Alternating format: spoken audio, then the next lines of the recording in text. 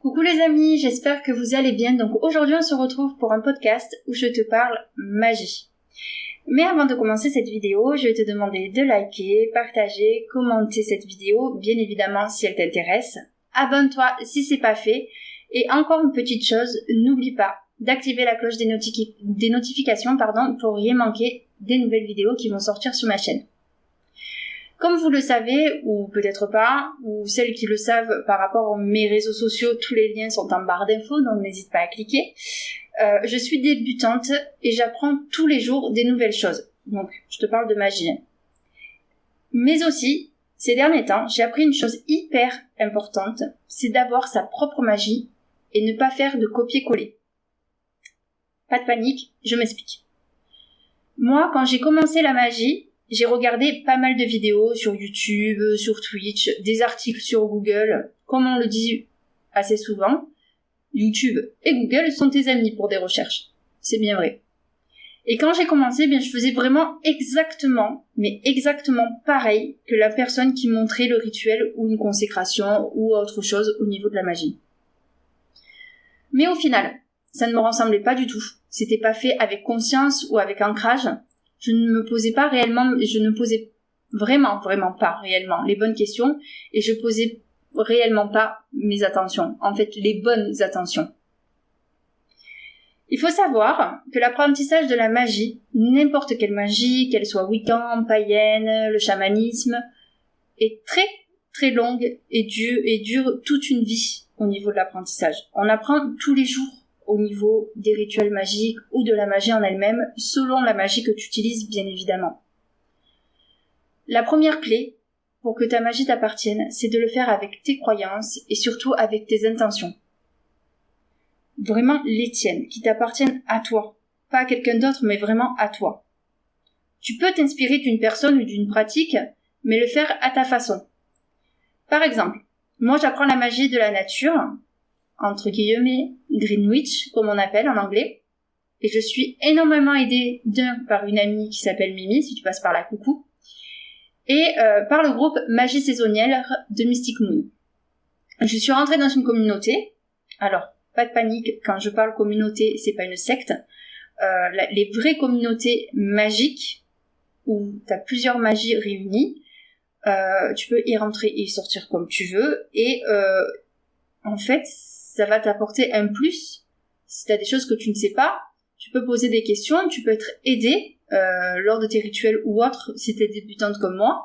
Mais on ne te donne pas d'ordre, tu ne dois pas faire comme eux ils font. C'est vraiment pour t'aider à ton apprentissage de tous les jours. Et même d'apprendre des trucs tous les jours sans forcément que tu sois débutant ou non. Donc, ce que je disais, je suis dans une communauté où si tu as besoin d'aide, comme je le disais précédemment, bien tu peux leur demander car il n'y a rien de ridicule. Strictement rien. Il n'y a pas de mauvaise manière de faire. C'est bizarre ce que je viens juste de dire. Mais il n'y a pas de mauvaise manière de pratiquer la magie. Tant que ça te correspond à toi, ta magie t'appartient. Après, tu as des aides selon la magie que tu pratiques, des déesses, des guides. Moi, je suis vraiment nature, donc je m'aide énormément des 4 éléments. Donc l'air, la terre, l'eau, le feu. Et de tout ce qui correspond à la nature, donc le soleil, la lune, les arbres, les plantes, la terre, un peu tout. Et plein d'autres choses. Et d'autres façons. Tout est différent. Il y a une personne aussi qui m'a demandé, il y a peu de temps, pourquoi je me suis tournée vers la magie du jour au lendemain. Donc sincèrement, j'ai toujours su que la magie existait. C'est un peu bizarre quand je dis ça. Enfin, peut-être pas en fait au final. Qu'il y avait un monde que les humains ne voyaient pas forcément. Peut-être que je ferai une vidéo sur le sujet, comme je disais, je crois que c'était dans l'ancien podcast, je te mets le lien dans le i ou en barre d'infos bien évidemment. Mais je ressens et vois des choses que les gens ne voient pas. Donc si ça t'intéresse, n'hésite pas à me le dire en commentaire. Mais les étiquettes de la société m'ont un petit peu découragée. D'exercer ce qui me tenait vraiment à cœur et ce qui me ressemblait vraiment. J'avais vraiment peur qu'on me colle une étiquette, qu'on dise que je suis folle ou... Enfin, on voit comme les gens peuvent être méchants. Et en fait, à l'époque, j'avais tellement pas confiance en moi que le regard et les choses que les gens disaient sur moi, en fait, ça m'atteignait beaucoup plus qu'aujourd'hui. Comme quoi, c'est bizarre. En grandissant, et surtout en changeant mon mode de vie, c'est venu tout naturellement. J'ai même pas réfléchi, c'est venu direct, comme ça, pouf. Je le dis souvent, il n'y a pas de hasard. Si à l'époque, j'ai pas fait le choix que j'ai fait aujourd'hui, c'est juste que c'était pas le bon moment. Mais vraiment pas le bon moment. Aujourd'hui, clairement, je ne regrette pas mon choix, car je me suis enfin retrouvée moi, mon moi intérieur, moi tout court, que j'avais perdu au fil des années, parce que tes parents t'inculquent quelque chose, la société t'inculque autre chose qui ne sont pas forcément tes idées propres à toi. Donc, comme je le disais, aujourd'hui, je ne regrette pas mon choix, car je me suis enfin retrouvée moi. Alors, n'aie pas peur de ton choix, écoute-toi, mais vraiment que toi, et ton Dieu intérieur, et avance à ton allure. Surtout, n'oublie pas que c'est ta propre magie. Crois en ce que tu fais et ton apprentissage commencera à partir de là. Vraiment. Comme je le disais, par rapport à Mystic Moon, donc Mystic Moon, si ça vous intéresse, je mettrai le lien de sa chaîne en barre d'infos. C'est une personne, et d'ailleurs c'est elle qui m'a inspirée pour ce podcast. C'est une personne tout simplement qui, comment je peux dire ça ? Dis un peu ce que je suis en train de te dire en fait, ou vous dire, vous, je sais même plus si je dois tutoyer, vous voyez, bon, la personne qui regarde, qui entend ce podcast, c'est que clairement, c'est ta propre magie. On va t'inspirer pour un rituel, par exemple le rituel de la pleine lune en Capricorne.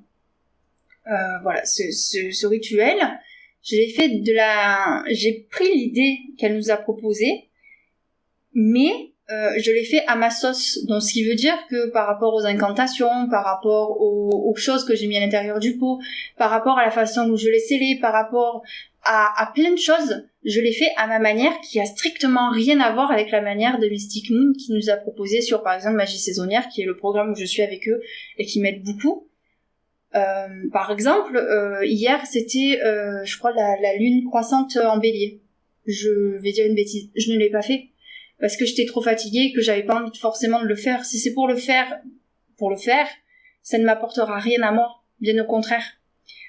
C'est pas un effet de mode en fait d'être dans la magie, parce que les gens se mettent dans la magie pour faire genre de te dire moi aussi alors je suis une sorcière parce que je fais de la magie. Moi je ne me considère même pas comme sorcière au jour d'aujourd'hui. On va dire que je me considère comme une apprentie sorcière, donc ça fait beaucoup rire les gens, mais c'est vrai, parce que ça fait que quelques mois, ça fait moins d'une année que je fais ça, où je suis portée vraiment sur la lithothérapie, l'ésotérisme, sur tout ce qui est magie saisonnière du coup, ce qui est sur les saisons, donc bien évidemment été, automne, printemps, hiver, sur les éléments, ce qu'elles nous apportent, ce qu'elles nous apportent pas, sur les oracles. Moi je suis vraiment basée sur les oracles, et là actuellement je suis en train d'apprendre, comme je disais je crois dans l'autre podcast, les runes Futhark. Et vraiment, voilà, mais je le fais à ma sauce, et je le fais à mon rythme. Je suis pas là pour montrer que je suis la meilleure, je suis pas là pour montrer que je veux aller plus vite et faire mieux que les autres. Non, pas du tout. Je le fais à ma façon, à moi. La magie que j'ai, moi, au niveau de la nature, des énergies de la nature, des énergies qui sont autour de moi, je le fais pour moi, pas pour les autres. Je le fais vraiment pour moi, et en conscience, avec mes intentions, avec les choses qui m'inspirent, les choses qui me font vibrer, avec ancrage, parce que je m'ancre vraiment dans le sol, dans la terre pour ça. Et il y en a qui comprennent, il y en a d'autres qui comprennent pas, mais en fait c'est pas pour eux que je le fais, c'est vraiment pour moi, mais à ma façon à moi, avec ma propre magie, avec mes propres énergies, avec ma propre façon de faire. Et ça, je voulais vraiment vous en parler, parce que c'est pas forcément évident pour tout le monde. Alors attention, je le dis et je le répète, il n'y a pas d'erreur en magie, on apprend juste. Il n'y a pas d'échec en magie, voilà, vraiment. Il n'y a pas de mauvaise façon de faire les choses, et ça c'est ça qui est bien dans la magie, parce que de toute façon si tu ne tentes pas, tu ne pourras pas voir si ça fonctionne. Bien évidemment, encore une fois, je vais le répéter, mais on n'est pas dans Hocus Pocus ou ou dans Harry Potter, ou dans ce que tu veux. Je vais pas te transformer en chat, ou je vais pas te transformer en vampire, ou ce que tu as envie. Ça, c'est vraiment dans les films. Mais voilà, c'est quelque chose d'important que je voulais, voilà, vous dire, vous parler, par ma propre expérience.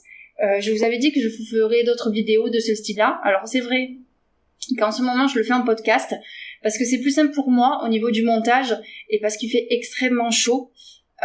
Et que là je peux réduire les sons, etc. au niveau, parce que j'ai la clim mobile, donc peut-être que vous l'entendez, mais je suis vraiment désolée, autrement je meurs. Là clairement je suis dans le bureau, il y a la clim mobile derrière, je suis en train de couler l'eau sans vous mentir, donc voilà. Donc j'espère que cette petite vidéo podcast t'a plu. Tu as des questions ou des sujets que tu veux que j'aborde, n'hésite pas à me les laisser en commentaire, parce que moi ça me fait toujours plaisir. Alors bien évidemment, si c'est des sujets que je ne sais pas et que je pourrais pas répondre, je vais pas les faire pour les faire, hein, bien évidemment. Mais voilà, n'hésite pas à me laisser un petit commentaire, me dire si ça t'a plu, ça t'a pas plu, enfin n'hésite pas quoi. Les commentaires sont là pour ça. Et moi, je vous fais des gros bisous et on se retrouve très très vite pour une nouvelle vidéo. Bisous.